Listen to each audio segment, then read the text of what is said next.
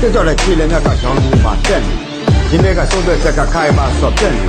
နိုင်ငံသားတယောက်တာဝန်ကျဖို့နေစစ်မှုထမ်းမှုဝင်လာကြတဲ့ယောက်ျားပါသားတွေကြီးလိုက်စံသားရေးမင်းတို့တွေပွားနေကျောင်းရတွေဘာတွေလဲတော့ငါမှခံမှန်းပြီဒီနေ့ကိုညှိစေဈာကုန်းတော့ပြောမလို့သူတို့ကပြီးတော့ချစ်တဲ့နိုင်ငံသားတွေတို့တီးကိုပြောလိုက်မယ်ဒါပြီးတော့ချစ်တဲ့နိုင်ငံသားတွေ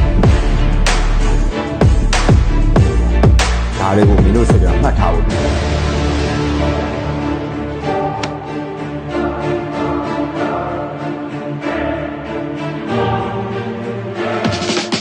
လူဖြစ်တဲ့ခဏလားယောက်ျားတွေပဲကွာအန်ရီဘယ်လိုကြုံတော့ရေးဆက်လိုက်မယ်ဘွားပါအားတို့တွေပဲလားဟုတ်ဘူးကွာမဲပါဒီနိုင်ငံလုံခြုံရေးအတွက်အားလုံးတိုင်းမှာတာဝန်ရှိတာဒီလူကိုဘို့ပြုစီလုံးမဲ့မန်တုတို့ဘက်မဲ့ရန်ယူတိုင်းကိုငါတို့တွေအတုဒါပါကငင်းနေလေကွာတို့တွေကဆွေးနေနေကွာဒီနိုင်ငံအေးချမ်းရွေးတဲ့ငါတို့အားလုံးတာဝန်ရှိတယ်အားလုံးမှာတာဝန်ရှိတယ်နိုင်ငံသားအားလုံးတာဝန်ရှိတယ်